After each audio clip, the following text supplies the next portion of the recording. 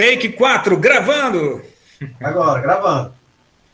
Ok, vamos falar então sobre peptídeos e proteínas agora. Então, olha só, peptídeos são cadeias de aminoácidos. Duas moléculas de aminoácidos podem ser ligadas covalentemente através da formação de uma ligação amídica. Tá? Que essa bem aqui, ó, formando o grupo amida, desculpa. Denominada ligação peptídica, formando um dipeptídeo. Cada aminoácido no peptídeo é chamado de resíduo de aminoácido. Então vamos lá. Primeiramente, toda vez que dois ou mais aminoácidos se ligam, sempre haverá a formação de uma molécula chamada peptídeo. Então, que molécula é essa chamada peptídeo? É uma molécula formada por dois ou mais aminoácidos. Ponto. Primeira coisa. Segundo, essa interação entre dois aminoácidos é através de uma reação de condensação aqui, ó. Então, haverá eliminação de água. Deixa eu registrar aqui, ó. Colocar uma. Ó, a hidroxila de um grupo carboxila desse aminoácido, tá? Ela vai sair junto com o hidrogênio, tá? Do grupo amino do outro aminoácido. Então, essa união aqui é a molécula de água que sai e haverá a união entre dois aminoácidos, formando uma molécula de peptídeo. Como são dois aminoácidos aqui presentes, a gente chama de dipeptídeo. Se fossem três aminoácidos, tripeptídeo, e assim por diante, tá bom? Como a união de dois aminoácidos gera esse grupo amida, aqui ó, grupo amida, essa é uma ligação amídica. Para os químicos, a gente usa mais o termo ligação amídica, devido à função amida. Só que os biólogos preferem ligação peptídica, porque é a ligação que forma o peptídeo. Tranquilo? O bacana, que o interessante, é que os aminoácidos, quando eles estão dentro da molécula de peptídeo, eles são chamados de resíduos de aminoácidos, tá? Então, esse exemplo aqui de peptídeo, ele contém dois resíduos de aminoácidos. Ó, aumentando o número de aminoácidos, nós teremos, que eu falei agora há pouco, tripeptídeos, tetrapeptídeos, pentapeptídeos e assim por diante. Tá? Quando o número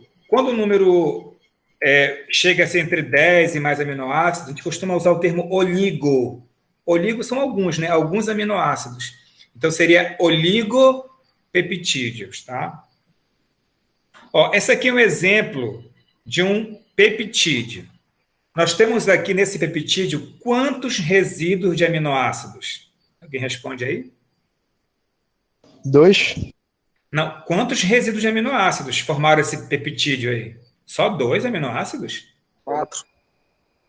Olha, uma maneira de você enxergar isso é através da cadeia lateral, que está na cor rosa aqui, ó. Tá vendo aqui, ó? 1, 2, 3, 4, 5 aminoácidos.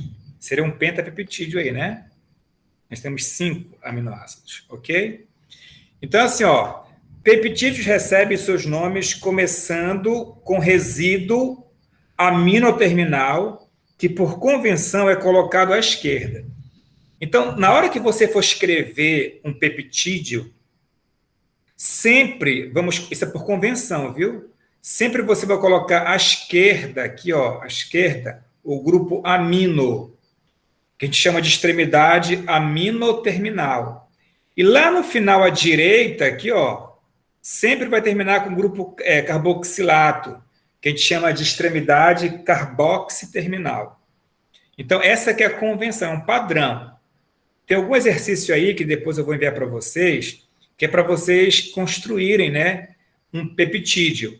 Aí vocês já sabem, sempre colocando à esquerda a extremidade aminoterminal e à direita a extremidade carboxiterminal, tá? Olha, esse peptídeo aqui estão, olha, os resíduos, ó, são 2, 3, 4, 5. Serina, glicina, tirosina, alanina e leucina. Que eu posso representar, lembram? Né, abreviando, né, com 3 letras, Quando o peptídeo é pequeno, como esse, de apenas 5, é tranquilo eu usar aqui a sigla com 3 letras. Fica tranquilo, de boa, né? Mas quando o peptídeo tem uma cadeia mais longa, é comum usar a simbologia de uma letra só, que fica muito mais prático. SGYAL. Tá certo? Então vamos em frente. Olha, foi o que eu mencionei agora há pouco para vocês. Olha só aqui, ó. Quando alguns poucos aminoácidos são unidos desta forma, a estrutura resultante, chamada de oligo, né? Oligopeptídeo. É quando eu não quero definir se são 9, são 12, são 10. Eu chamo apenas de oligo, né? Oligopeptídeo são alguns aminoácidos presentes no peptídeo. Agora, isso é interessante, que onde nós vamos chegar. Quando muitos aminoácidos são unidos, o produto é chamado de polipeptídeo. Tá certo? Então, quando eu tenho um número relativamente grande de aminoácidos, nós temos um polipeptídeo, que é justamente um polímero, né? Então, os aminoácidos, como eu mencionei na aula anterior, da semana passada, eles são as unidades monoméricas, são os monômeros, que vão se unindo, se unindo, se unindo, condensando, para formar moléculas grandes, macromoléculas, que são os polipeptídeos, que são polímeros. E proteínas são poliamidas, não é isso? Lembra? São poliamidas formadas por um ou mais polipeptídeo. Tá? Então, vamos lá. Os polipeptídeos são polímeros. Existem proteínas com apenas uma cadeia polipeptídica, bem como tem proteínas bem mais complexas, né, que é o caso, por exemplo, da hemoglobina, que possui 4 cadeias de polipeptídeos. Tá? Então, a proteína ela pode ter uma ou mais, né, cadeias polipeptídicas. Isso aqui é interessante. Ó. Proteínas podem ser separadas e purificadas. Aí, se você pegar o livro de bioquímica para dar uma estudadinha, você vai observar que tem várias técnicas aí, né, para separar proteínas, separar, isolar e purificar. Mas eu vou mencionar aqui uma que eu acho que é uma das mais utilizadas no mundo, que é a cromatografia, tá? Que é muito útil para separar não apenas proteínas, mas diversas moléculas orgânicas são utilizadas a técnica de cromatografia.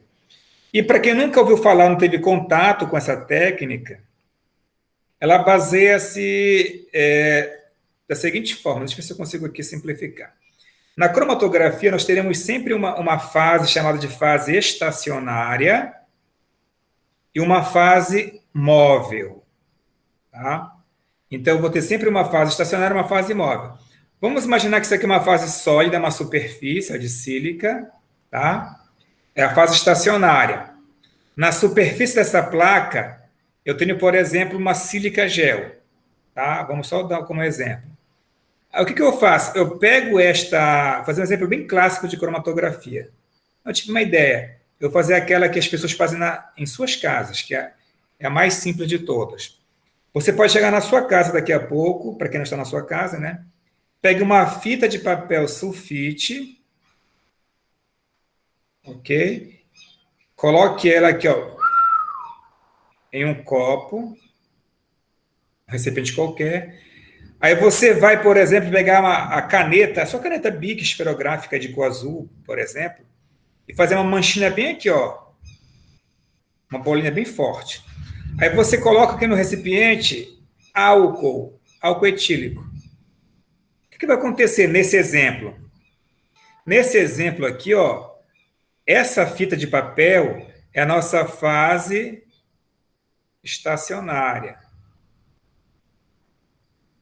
É a fase fixa, né? E o álcool aqui presente é a nossa fase móvel, que é o líquido que vai, por capilaridade, ele vai subir no papel. Já fizeram isso, não? O papel vai absorvendo e o etanol vai lentamente subindo aqui, ó. Aí, quando o etanol começar a subir no papel, as substâncias presentes na tinta da caneta, elas vão começar a interagir ao mesmo tempo com a fase imóvel e com a fase estacionária. Entenderam? Você sabe que, por exemplo, uma tinta azul de caneta é uma mistura de várias outras cores que compõem a tinta azul ali, a característica da sua caneta. Então, à medida que o álcool vai subindo no papel, ele vai interagindo com esses componentes coloridos, tá bom? Quem tem mais a substância que tiver mais, o pigmento no caso, né, a substância, que tiver mais afinidade com a fase móvel, vai subir junto com o álcool no papel. E a substância que tiver mais interação com a fase estacionária, ela fica mais retida no papel. Então, com o passar do tempo, vamos imaginar que o álcool está bem aqui já, ó, subiu a essa altura no papel. Aqui nós vamos observar no papel, vamos observar várias manchinhas assim, ó. Várias manchinhas de cores diferentes. É daí que vem o nome cromatografia, né? Várias manchinhas. Cada manchinha dessa representa uma substância, um pigmento. Então, ocorreu um processo de separação aqui, ó.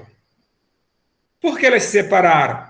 Como as moléculas que correspondem à cor azul claro, azul escuro e amarelo possuem características químicas diferentes, elas interagem de maneira diferenciada com a fase estacionária do que com a fase móvel. Então, elas percorrem com velocidades diferentes na superfície da fase estacionária. Por isso que elas vão se separando. Deu para ter uma ideia? Quem nunca tinha ouvido falar sobre cromatografia, deu para entender aí mais ou menos o funcionamento da técnica? Então, olhando aqui ao lado, isso aqui é uma maneira muito rudimentar, bem básica, né? Mas a cromatografia mesmo, que é feita em equipamentos mais modernos, né, que a gente chama de HPLC, que é a cromatografia líquida de alta eficiência, de alta performance, né? Ela tem algumas colunas cromatográficas que esse desenho aqui ilustra bem, ó. Então vamos imaginar uma situação aqui, ó. Ficou muito legal esse desenho aqui, ó. Vamos imaginar que aqui nessa região que eu vou marcar agora, ó, é a amostra que contém uma mistura de 3 proteínas. Só um exemplo, tá bom? A proteína A, B e C, elas estão aqui, ó. E toda essa região aqui é a coluna cromatográfica, é a fase estacionária. Esse reservatório, através de uma bomba, vai empurrar esse solvente, ó, na direção da coluna aqui, ó. E esse solvente que está aqui na fase, nesse Erlenmeyer, é a nossa fase móvel, tá certo? Então, à medida que a fase móvel começar a percorrer de cima para baixo a coluna, as proteínas A, B e C que estão misturadas aqui, ó, todas misturadas aqui, elas vão interagir de maneira diferente com a fase móvel e a fase estacionária. Aquelas que interagirem mais facilmente com a fase móvel vão começar a se separar e descer. Aquela proteína que vai interagir de maneira mais intensa com a fase estacionária, ela fica mais retida e ela desce mais lentamente na coluna. Dessa maneira, elas vão se separando pela velocidade de eluição. Então, olha só, vamos imaginar aqui, eu vou dar só um exemplo aqui genérico. Com 10 minutos, começou. Com 20 minutos, elas começaram a descer aqui, ó, bem próximas às faixas aqui, ó. Vamos, por exemplo, com 30 minutos, elas já começaram a se separar melhor. 40 minutos, vamos imaginar, já dá para definir direitinho aqui, ó, elas se separando, tá? E vamos imaginar com 1 hora de tempo, deu para ver claramente a proteína C separada da B e separada da proteína A. Então, aqui embaixo, quando eu for capturar aqui no recipiente, eu vou capturar nesse frasquinho somente a proteína a C, né, que é a primeira que vai sair. Depois eu vou coletar no outro tubo de ensaio a proteína B e, finalmente, no outro tubo de ensaio a proteína C. Dessa maneira, eu acabo separando. Essa é a ideia geral, ultramente simplificada de cromatografia. Só para ter uma noção do processo de separação. Claro que para quem for manusear e trabalhar com HPLC, tem muita coisa que precisa aprender, é óbvio, tá bom? Mas a ideia geral é essa. Deu para compreender mais ou menos aí, gente? Deu. Sim. Tudo bem. Aí, o que vai diferenciar uma técnica da outra é justamente o conteúdo dessa fase estacionária que está aqui na coluna e também na fase móvel. De acordo com seu objetivo, com seu interesse, você vai usar uma coluna com uma fase estacionária diferente. No mercado hoje existem vários tipos de colunas, várias fases estacionárias. Para cada tipo de análise de objetivo que você tem, você vai encontrar uma coluna diferente e vai usar um solvente diferente, tá? Por exemplo, eu separei aqui algumas técnicas para vocês. Não sei se vocês já ouviram falar. Uma delas é chamada de troca iônica. Já viram falar? Nunca ouviram falar? O que seria a ideia de troca iônica? Ó, olha, essa aqui é a região interna da coluna, tá bom? Então, assim, ó, a mistura de proteínas é adicionada à coluna contendo, ó, permutadores de cátions. Então, essa aqui é uma imagem ampliada aqui para você ver o que está acontecendo. Esse material interno da fase estacionária, essa resina, ela é carregada negativamente, é um material carregado negativamente. Deu para entender? Olha, uma imagem ampliada. E o que acontece? Aqui eu coloquei vários tipos de proteínas. Nós já aprendemos na aula de hoje, no primeiro momento, que em função das cargas dos aminoácidos ali, no final, a proteína como um todo, ela vai ter uma característica mais positiva ou mais negativa, de acordo com a característica de seus aminoácidos, tá bom? Então, nessa coluna aqui, está simbolizado esse azul mais claro de proteínas com a carga final positiva bem elevada. Esse azul mais claro está representando aqui, ó, nessa região aqui mais embaixo, está representando uma carga final apenas positiva. Esse laranja que está mais aqui embaixo está simbolizando uma carga final negativa.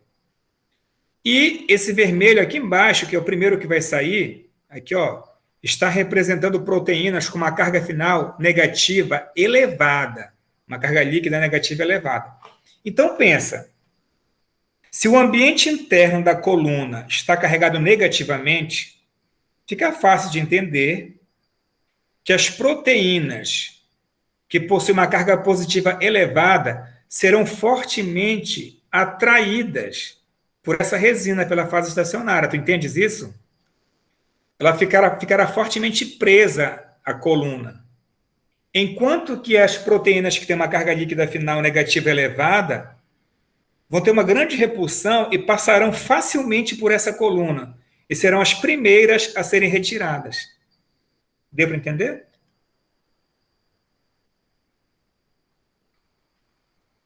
Ficou claro isso aí, gente?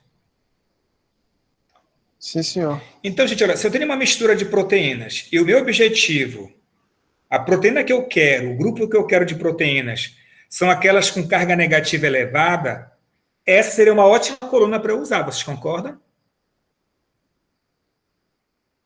Tá? Ou, se de repente o que me interessa forem, na verdade, a de carga final positiva elevada, por exemplo, também me serve. Por quê?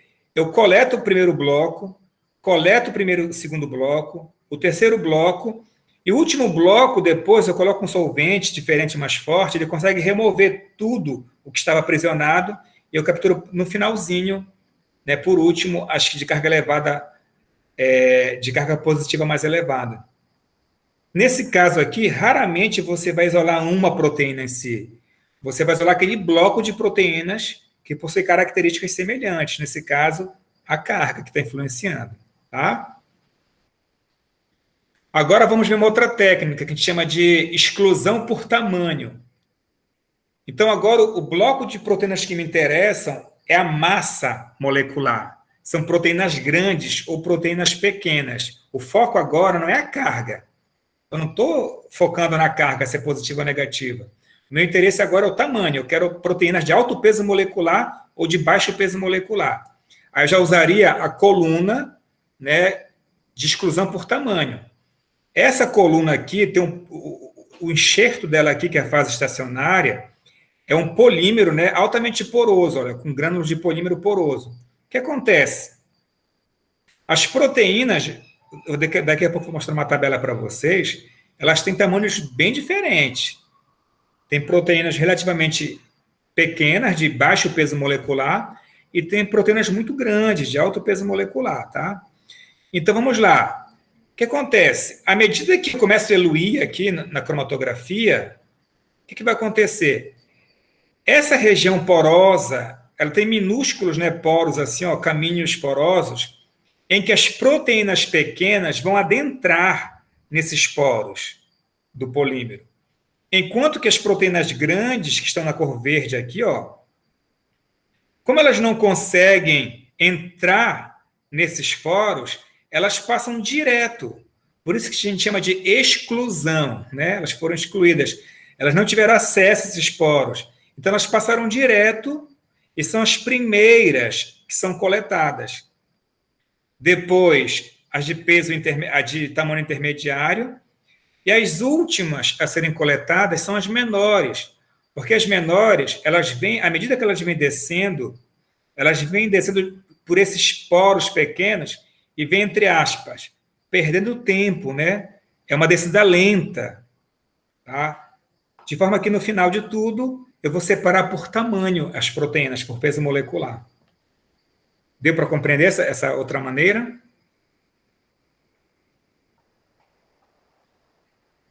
Sim. Então, vamos em frente, segue o fluxo. E tem por afinidade. É outra técnica. Eu separei essas três aí. Inclusive, elas estão no livro, viu, gente, que o Daniel passou para a turma. Foi de lá que eu retirei essas imagens. Você pode depois ler com mais calma, né, o texto.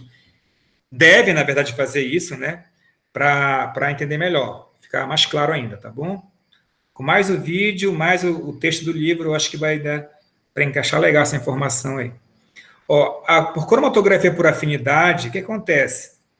A fase estacionária aqui, gente, ela possui um ligante na fase estacionária, e esse ligante, ele vai ter ou não afinidade com a proteína que você deseja separar.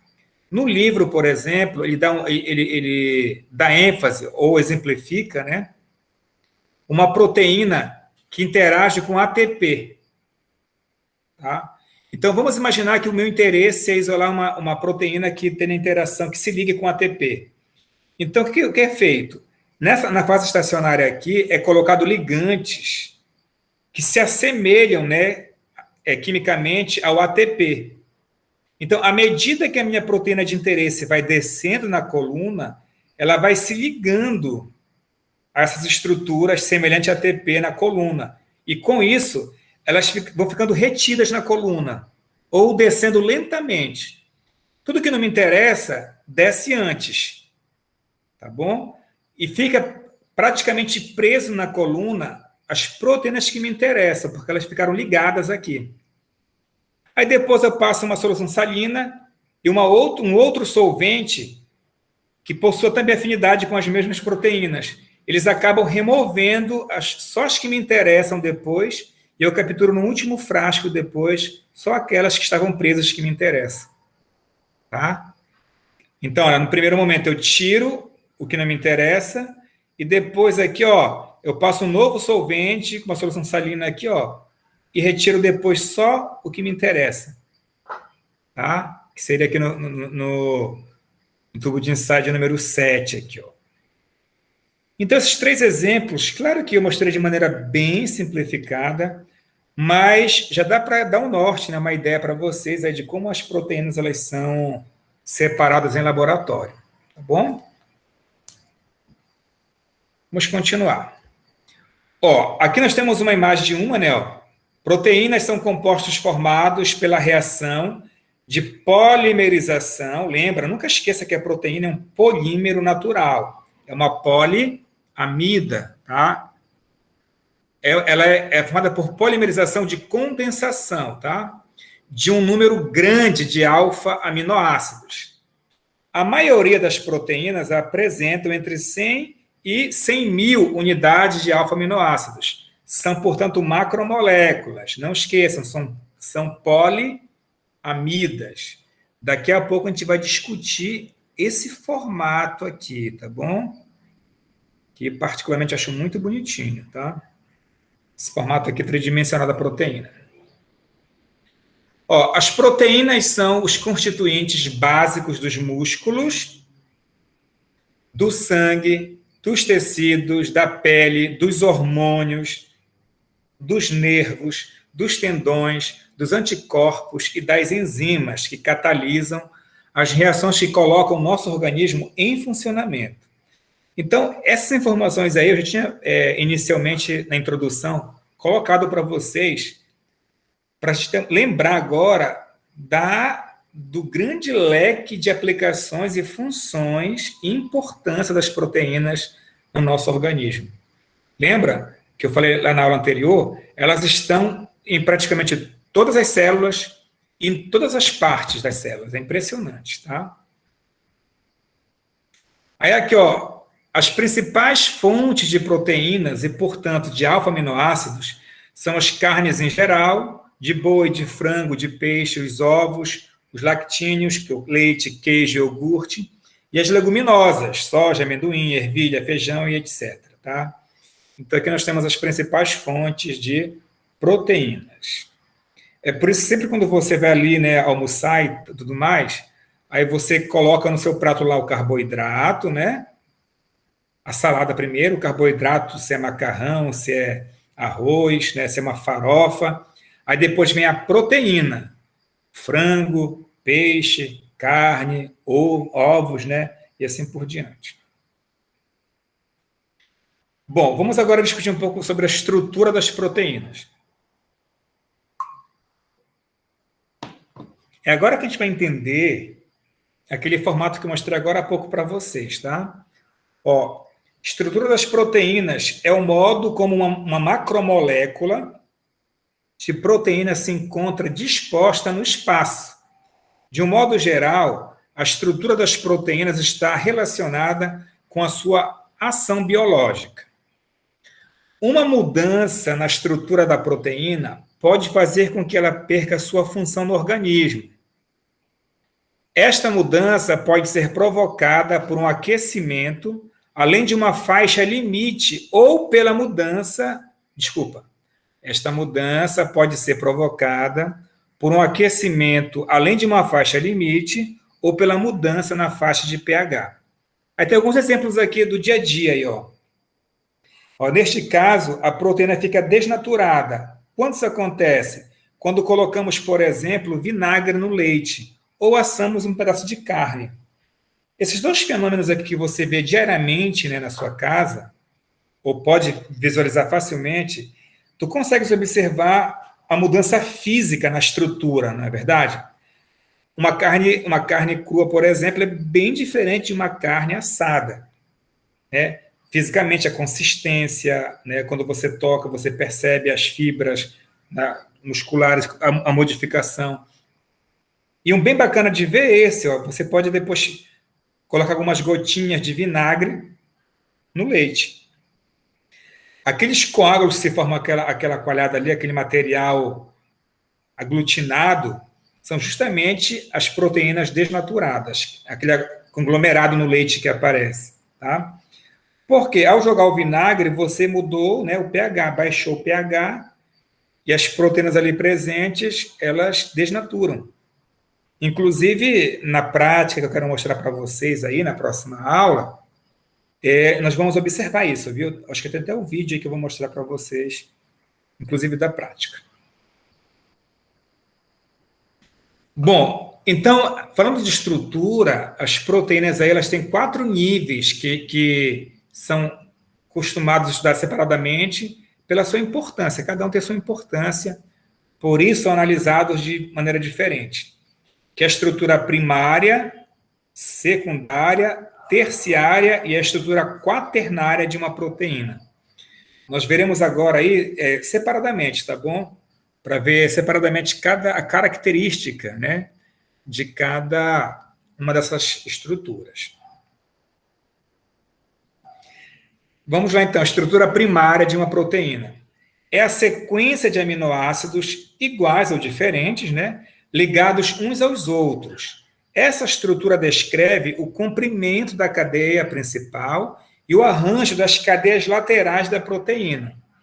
Então, gente, assim, ó, a estrutura primária ela é importante, interessante, porque ela nos fornece a sequência de aminoácidos, né? Olha, aqui nós temos uma sequência de aminoácidos que vai do primeiro aqui ao último aqui no final. E esta ordem, esta sequência aqui, ela é fundamental e caracteriza uma determinada proteína. Se nós alterarmos esta sequência, por exemplo, aqui, ó, tem duas lisinas bem aqui, ó, repete aqui, ó. Se você tirar uma lisina daqui e colocar um outro aminoácido, não tenha dúvidas que você vai modificar as características do todo, da proteína como um todo, tá? Então, na estrutura primária, o elemento mais importante da sua estrutura primária, no caso, é a sequência de resíduos. Então, é a ordem, é a sequência, é o alfabeto. Então, aqui ninguém está focado no 3D. Aqui o que nos interessa é quem é o primeiro, quem é o segundo, quem é o terceiro, quem é o quarto, até o último. E hoje, experimentalmente, tem várias técnicas que se usam em laboratório para sequenciar isso aqui, que o bioquímico experimentalmente consegue, né, sequenciar a proteína, dizer a ordem do primeiro até o último aminoácido. Ó, isso aqui é bem interessante, ó, da estrutura primária. Ó. Aqui nós temos a insulina, que é uma proteína bem conhecida, né? Ó. Sequência de aminoácidos da insulina bovina, ela possui 51 resíduos, ou seja, 51 aminoácidos, tá? E ela é dividida em duas cadeias, chamada de cadeia A e a cadeia B, tá? Ou seja, são 2 polipeptídeos. O que está conectando esses 2 polipeptídeos são essas duas pontes de sulfeto aqui, ó. Tá? São 2 pontes de sulfetos aqui. E uma ponte de sulfeto a mais está presente na cadeia A, que é no polipeptídeo A aqui, ó. Tá? Mais uma ponte de sulfeto. Então, a união desses 2 polipeptídeos aqui presentes formam a insulina bovina. Tá? Você lembra que a insulina, no caso, é um hormônio secretado pelo pâncreas que regula o metabolismo da glicose. Tá? As pessoas que possuem essa deficiência, né, de insulina, no caso no ser humano, sofrem, né, com a diabetes mellitus. Nós sabemos que a insulina ela está relacionada ali com o metabolismo da glicose. É por isso que quando, por exemplo, você tem uma alimentação rica em glicose, você vai tomar um café da manhã, por exemplo, rico em glicose, assim, em carboidratos. Aí você vai comer, vamos lá, vamos ver, 2 pães. Quem não faz isso, hein? 2 pães, café com leite bem docinho, com bastante açúcar. Aí depois você quer imitar o café da manhã da Rede Globo e toma 2 copos de suco de laranja. Ou seja, essa ingestão ela foi rica em açúcares, carboidratos. Isso vai gerar um pico de glicose no seu organismo. Aí o pâncreas vai ter que liberar o quê para resolver a situação? A insulina, que ela vai auxiliar na metabolização da glicose. Isso causa alguns prejuízos para o ser humano. Vocês sabem, né, esses picos de insulina, né? Isso causa uma série de problemas, inclusive gera a formação de mais gordura ali no organismo. É daí que você associa o fato, por exemplo, de uma pessoa que come muito carboidrato engordar. Né? Para quem está acima do peso, por exemplo, quando vai num nutricionista, num nutrólogo, uma das indicações é reduzir, né, a quantidade de carboidrato na sua alimentação. Reduzir ali os derivados de trigo, ali, pão, reduzir arroz, macarrão, que são as principais fontes diárias de carboidratos, né, que nós ingerimos. Só que, gente, aqui, ó, essa aqui, cadeia AB que está mostrada, é a insulina bovina. Qual é a diferença da insulina bovina dos vertebrados, dos seres humanos? Está bem aqui, ó. A insulina humana difere da bovina em 3 resíduos. Olha que interessante. 3 resíduos de aminoácidos. Ó, a treolina substitui a alanina uma vez na cadeia A, na posição 8. Tá bem aqui, ó. Bora ver aqui, ó. 1, 2, 3, 4, 5, 6, 7, 8. Olha, essa alanina aqui, ó, ela está presente na cadeia, na insulina bovina, que é esta aqui, ó. O ser humano, ele possui nessa posição o resíduo, eu acabei de ler, né? A treonina, tá? E também, uma vez na cadeia B, na posição 30, a isoleucina substitui a valina. Seria bem aqui, ó. Cadê a posição 30? Bem aqui, ó. Na posição 30, bem aqui, ó, né? Deixa eu ler aqui o texto novamente que eu me perdi. Vamos ver aqui, ó. A treonina substitui a alanina uma vez na cadeia A, tá aqui, né? E uma vez, tá certo. A treonina, na verdade, aqui, ó, treonina, ela substitui tanto na cadeia A, aqui, ó, a alanina, quanto na cadeia B, na posição 30, né?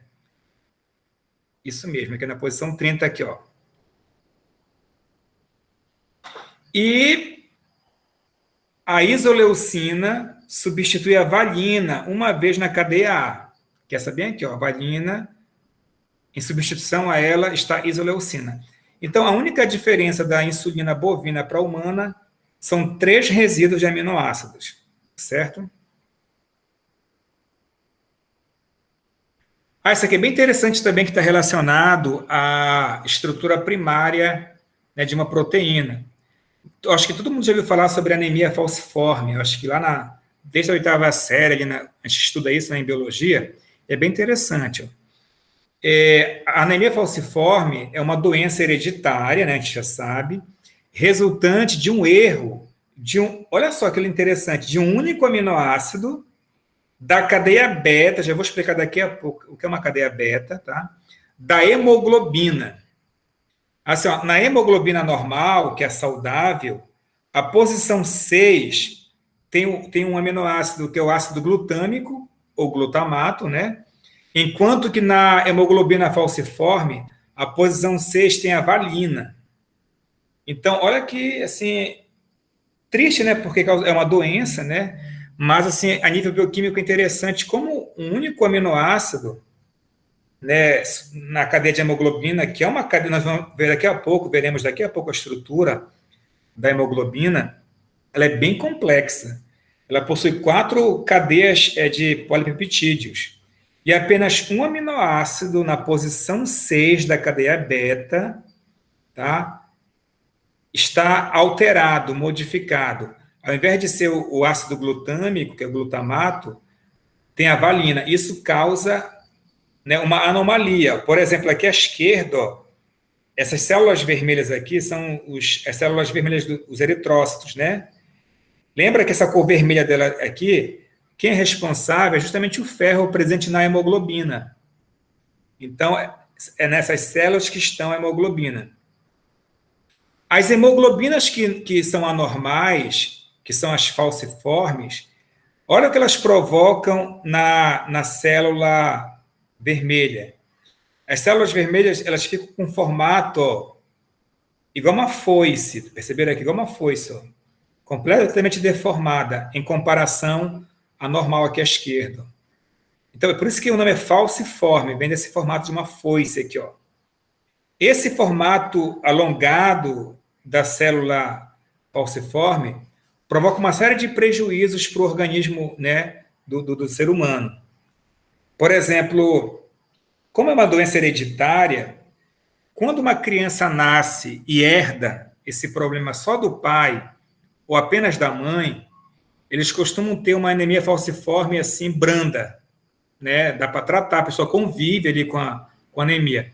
Mas quando a criança ela herda do pai e da mãe esse problema, aí muito raramente ela consegue crescer. No seu primeiro ou segundo ano de vida, elas costumam, infelizmente, morrer, né, quando elas herdam aí do pai e da mãe essa anomalia. Aí, aqui, ó, a anemia falciforme é dolorosa e fatal. Pessoas sofrem com fraqueza, vertigens e sempre ofegantes. Ocorre o aumento na pulsação. Então, um dos principais sintomas que chamam a atenção na criança são dores muito fortes, principalmente nas extremidades, porque essas células com esse formato aqui, ó, quando a pressão de oxigênio diminui, que é no sangue venoso, o coração não tem força de bombear essas células deformadas para aqueles capilares, né, do nosso organismo. Então, eles acabam ali se acumulando, obstruindo esses capilares, né? Isso causa uma dor muito intensa, né, nas pessoas que têm esse problema. Então, a dor é um dos principais sintomas de quem sofre de anemia falciforme. Aí aqui, olha, o conteúdo de hemoglobina, olha só, é metade do normal. Então, as pessoas que sofrem vão ter apenas metade, né, aproximadamente metade das células vermelhas serão normais. Ou seja, o que significa isso? Haverá uma falta, né, tá entre aspas, é uma falta, nada mais do que uma falta de sangue, por isso que gera a anemia. Nada mais é, né, do que uma falta de sangue. Ok? Deu para entender aí a ideia? Aí, é claro, no curso de biologia, ou no livro de bioquímica, você pode ver os detalhes, né? Aprofundar essa discussão, que eu acho que não é o foco aqui, mas a ideia, em geral, é essa. Qual é o foco aqui? É que a estrutura primária, ela se preocupa apenas em mostrar a sequência de aminoácidos. Eu mostrei 2 exemplos aqui para vocês, esse eu acho mais interessante. O que provoca a substituição de um aminoácido numa cadeia com dezenas e dezenas e dezenas de aminoácidos? Isso, então, é bem interessante. Muda completamente as propriedades, né, da proteína. Bom, na estrutura primária, quando você conecta, né, por polimerização os aminoácidos, vai gerar essa estrutura aqui, ó, onde esse grupo aqui é a cadeia lateral. Aqui nós temos a carboxila, né? E aqui o NH, que junto com a carboxila forma o grupo amida. É interessante esse slide aqui, só para mostrar a todos que onde está esse plano aqui desenhado aqui de fundo azul, é só para mostrar que essa ligação carbonila-nitrogênio, ela não possui liberdade rotacional. Ela está no mesmo plano e não possui liberdade rotacional, porque assim, ó, você lembra aqui que essa dupla, ela pode estar ora aqui ou ora para cá, ó, tá? Através de ressonância. Então, essa ligação aqui, ela tem um caráter de uma dupla também. Então, o giro que nós vamos observar sobre a ligação é aqui, ó, entre esses 2 carbonos, ó. Então, essa ligação tem liberdade rotacional, e entre o nitrogênio e outro carbono aqui, ó. Mas, entre o carbono carbonílico e o nitrogênio, é uma estrutura parcialmente rígida, essa estrutura, desculpa, não possui essa liberdade rotacional. Ok? Estão por aí ainda, galera? Estão cansados? Por aqui ainda, professor. Estão resistindo? Vamos lá. Agora que são 9h35. Querem pausar 5 minutos ou leva direto? Por mim, Não, leva direto. Então, bora. Bom saber que tem mais de 3 pessoas aí ligadas. Então, vamos lá. Estrutura secundária. Ó, acontece quando a estrutura primária de uma proteína assume a forma de uma espiral ou mola helicoidal, devido à formação de pontes de hidrogênio envolvendo os grupos amida, os grupos amida que constituem a cadeia. Então, assim, ó, aqui nós temos os 3 importantes formas, né? Vou mostrar daqui a pouco para vocês. Uma delas aqui é esse formato que a gente costuma representar nos modelos de fita helicoidal, né? Esse formato que na modelagem é muito comum representar, que eu mostrei agora há pouco está relacionado com a estrutura real da proteína. Nós vamos ver cada um desses formatos a partir de agora. Tá? Então, aqui, ó, existem alguns tipos de estruturas secundárias que são particularmente estáveis e ocorrem extensamente em proteínas. As mais conhecidas são as hélices alfa, também chamamos de alfa-hélice, né? E as conformações betas, são as mais presentes em todas as proteínas. A alfa-hélice aqui, ó, que é a primeira, é aquela imagem que eu mostrei lá no início agora para vocês. Aí, Dayan e companhia, o Dayan estava muito focado nessa história, como é que os aminoácidos interagem, né? Então, Dayan, olha só que interessante. Se você pegar uma cadeia de polipeptídeo, à medida que os aminoácidos são vizinhos ali, são adjacentes, né, vizinhos, eles começam a interagir uns com os outros. Olha, por exemplo, aqui, ó, essa é uma ponte de hidrogênio ó, formada aqui, ó, entre o oxigênio da carbonila e o hidrogênio do NH, ó, bem aqui, ó, que está com nitrogênio. Então, essas pontes de hidrogênio aqui se formando, ó, elas tornam essa estrutura com esse formato helicoidal. A gente chama de alfa-hélice ou hélice alfa. É esse que dá aquele formato espiral, igual uma fita, né, para a cadeia peptídica. Aí nós temos uma visão aqui, né, na vertical que eu acho muito bacana, porque você sabe aquela escada, tipo uma escada caracol que chamam, que você vai descendo, girando assim? Então, seria algo semelhante ao formato, né, helicoidal de uma hélice alfa de proteína. Aí tem uma visão frontal, que seria aqui de cima para baixo, aqui, ó, na parte B. E aqui com um modelo de volumoso, que a gente chama só de bolas, ó, tá? Interessante esse modelo aqui, que fica bem explícito, que a cadeia lateral, ela sempre aponta para fora da alfa-hélice, para a nossa frente aqui, para o lado, para frente, para o lado, lá para trás tem outras. Então, tá aqui, ó, essa aqui também dá para ver legal, deixa eu mudar aqui a cor para não atrapalhar. Aqui, por exemplo, ó, sempre a cadeia lateral, que é o grupo R, né, ele aponta para fora da fita, para fora do espiral. Tá? A estrutura helicoidal permite uma utilização mais eficiente das pontes de hidrogênio internas, o que faz com que essa conformação seja mais abundante. Então, hélice-alfas são as estruturas secundárias mais comuns das proteínas. As conformações betas também aparecem, né, com frequência, não tanto quanto hélices alfa, mas são bem presentes. Na conformação beta, o esqueleto da cadeia polipeptídica está estendido na forma de zigue-zague, ao invés de uma estrutura helicoidal. Então, aqui nós temos uma imagem, né, assim, lateral, que dá para ver interessante, o formato zigue-zague, ó, tá?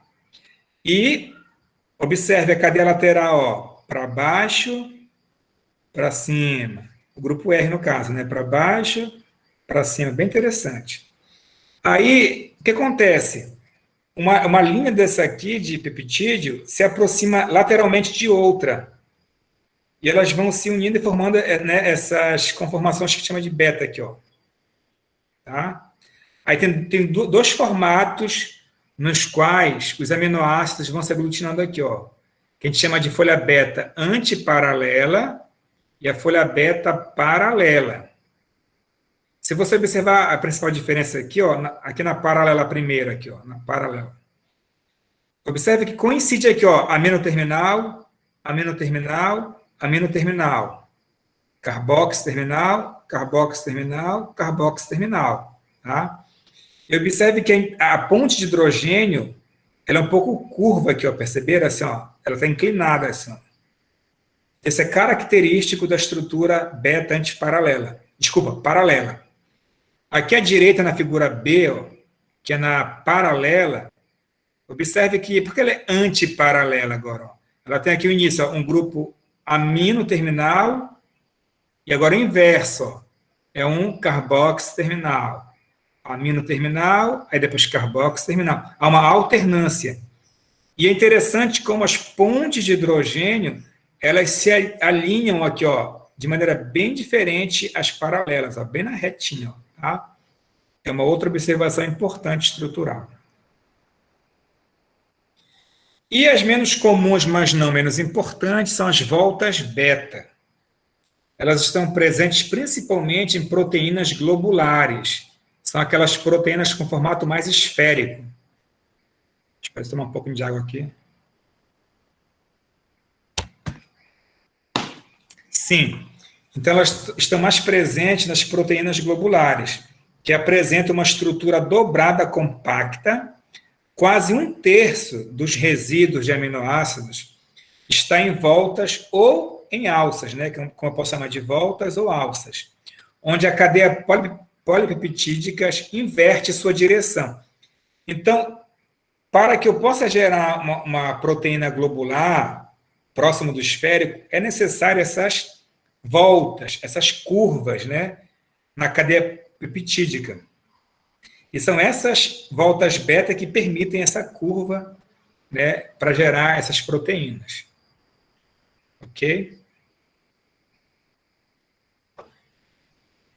E a estrutura terciária e quaternária. Ó, o arranjo tridimensional total de todos os átomos de uma proteína é chamado de estrutura terciária. Então, você imagina, você tem um polipeptídeo, e ali você pode encontrar tanto a estrutura alfa-hélice, como a estrutura beta, né? Então, isso no mesmo peptídeo. Quando você junta toda essa estrutura, a estrutura total, ela é chamada de estrutura terciária. Deu para entender? Então, a estrutura terciária é o contexto final. É quando você pega a cadeia de polipeptídeo, na mesma cadeia, você pode encontrar uma região dela em alfa-hélice, em voltas beta, naquela pregueada, que é zigue-zague que eu mostrei agora há pouco, paralela, antiparalela. Então, todas as estruturas secundárias podem estar presentes numa única proteína, como um todo, que nós conhecemos assim a estrutura tridimensional como estrutura terciária. Aí tu fala, bom, e o que seria então a estrutura quaternária, né? Ó, enquanto o termo quaternário, desculpa, eu vou explicar daqui a pouco. A estrutura quaternária, que é o próximo exemplo aí, ela vai ocorrer quando eu tiver mais de uma cadeia polipeptídica, que, por exemplo, é o caso da hemoglobina, que possui 4. Então, pensa, numa estrutura quaternária, eu vou ter, no caso da hemoglobina, 4 cadeias polipeptídicas. Isso vai gerar uma estrutura muito mais complexa que a estrutura quaternária. E as proteínas apresentam tipicamente, né, de maneira geral, 2 grandes classificações. Ou elas são do grupo das proteínas globulares ou das proteínas fibrosas. Só para você ver alguns exemplos aí, ó. As proteínas fibrosas são, em geral, insolúveis. Elas compartilham propriedades que dão força e ou flexibilidade às estruturas. Tá? Por exemplo, a queratina, o colágeno, a fibroína, são exemplos de proteínas fibrosas. Já as proteínas globulares, elas incluem as enzimas, proteínas transportadoras, que é o caso da hemoglobina, mioglobina, proteínas motoras, proteínas reguladoras, as imunoglobulinas, que representam nossos anticorpos, né?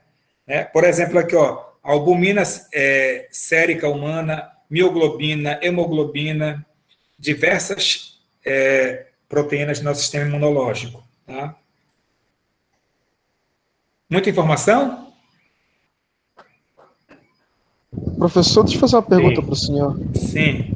A estrutura secundária, seria certo dizer que é uma daquelas voltas ou alças de um Isso. beta? assim, ó, é como se tu pegasse uma proteína inteira, que eu vou mostrar daqui a pouco uma estrutura de uma inteira. Se você pegar, por exemplo, uma proteína que tem apenas uma cadeia polipeptídica, então a visão inteira que você tem dela é uma estrutura terciária. Mas você consegue localizar dentro dela partes características, como as estruturas preguiadas, a alfa-hélice, que são estruturas secundárias, deu para entender? A primária, o que nos interessa é apenas a ordem, a sequência de aminoácidos. A secundária são a forma como ela vai ficar quando os aminoácidos interagem uns com os outros. Aí tem vários formatos que nós vimos, pelo menos 3 aí, né? E a terciária é a estrutura total final da proteína. E quando a proteína possui mais de uma cadeia polipeptídica, vai gerar uma estrutura mais complexa ainda, que é a quaternária. Entendeu? Entendi, professor. Obrigado. Ó, um exemplo de uma. Agora há pouco eu li aqui, só para retornar aqui, ó. Eu li alguns exemplos de proteínas fibrosas aqui, né? Fibrosas. Aí, como exemplo, eu citei a fibroína. Aí, aqui, olha só. Essa região aqui, olha, as fibras do tecido da seda e de teia de aranha são formadas pela fibroína. Tá? Então, aqui nós temos uma região da proteína que ela possui justamente o que eu mostrei agora há pouco.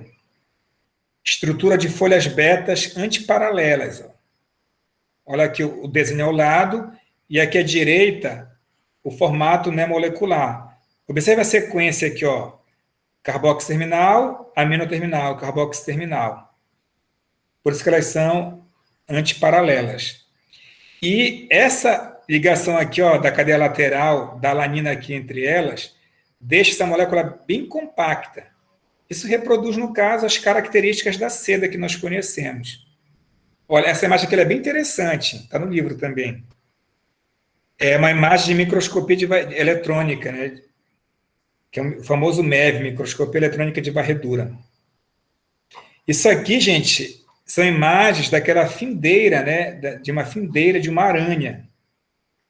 Essa estrutura de cor azul aqui são aquelas fitas de seda que elas liberam na teia, né, que constitui a teia de aranha. E como nós sabemos, ela tem, né, uma elasticidade, uma resistência bem interessante, né, as teias de aranha. Então, muito bacana mesmo. E o componente principal aqui dessa fita de seda é a proteína fibroína. Tá? Olha, a mioglobina é uma proteína ligadora de oxigênio relativamente pequena. A gente vai encontrar elas principalmente nas células musculares. Por exemplo, nós sabemos que a hemoglobina é que é responsável, né, de carregar no sangue, transportar no sangue, juntamente nos eritrócitos ali, nas células vermelhas, transportar o oxigênio. Mas a mioglobina, ela tem uma grande responsabilidade, que é levar essa oxigenação principalmente para os músculos.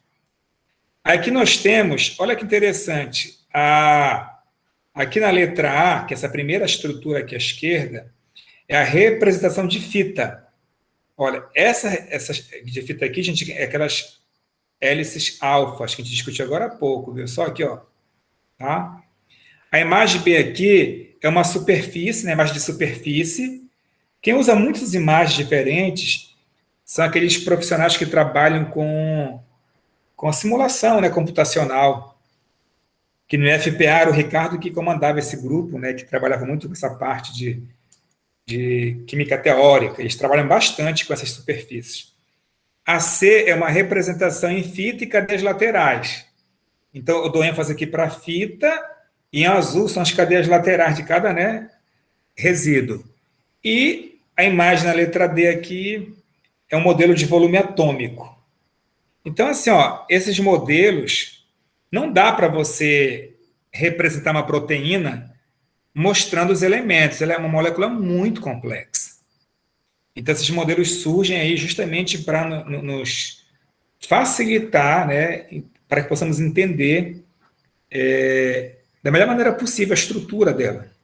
Olha, aqui na letra A, aqui, à esquerda, chama atenção aqui lá no meio, em todas, na verdade, né? Esse grupo em vermelho, bem aqui, ó, que eu vou explicar na próxima aula, que é o grupo M, que é um grupo prostético.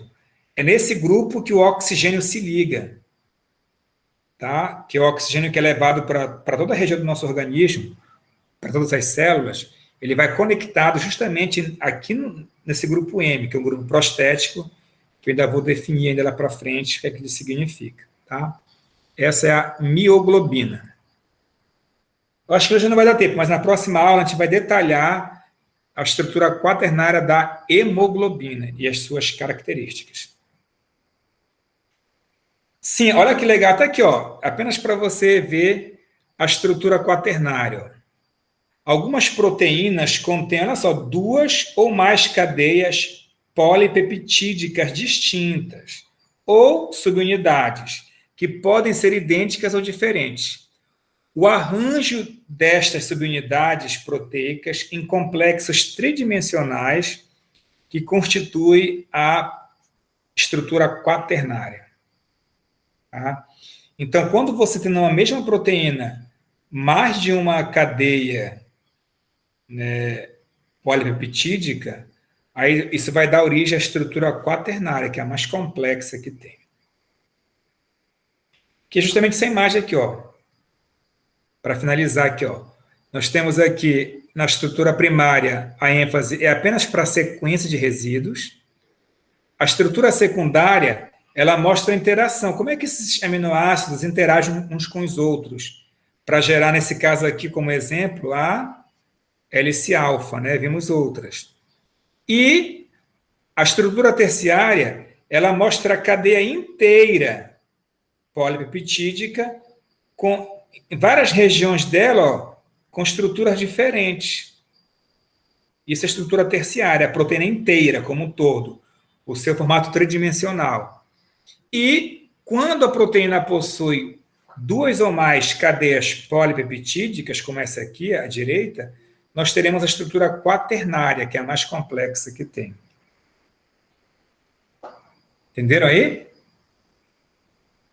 Sim, senhor. Ó, na próxima aula, eu vou mostrar... Eu citei agora há pouco várias proteínas interessantes, não foi? O colágeno, entre outras.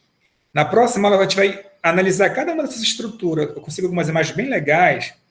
A gente vai analisar cada uma dessas proteínas, assim, a estrutura primária, secundária, terciária. Inclusive, quem for no seminário pegar esse tema, também vai precisar... Por exemplo, a equipe tal pegou a proteína X, hemoglobina, por exemplo. Ela vai estudar bastante para detalhar tudo isso. As estruturas, as suas funções no organismo, as características, tudo. Tá? Olha, daria para continuar ou... Como são... Vai dar 5 para as 10, o que vocês acham de fazer a chamada aí e encerrar por hoje?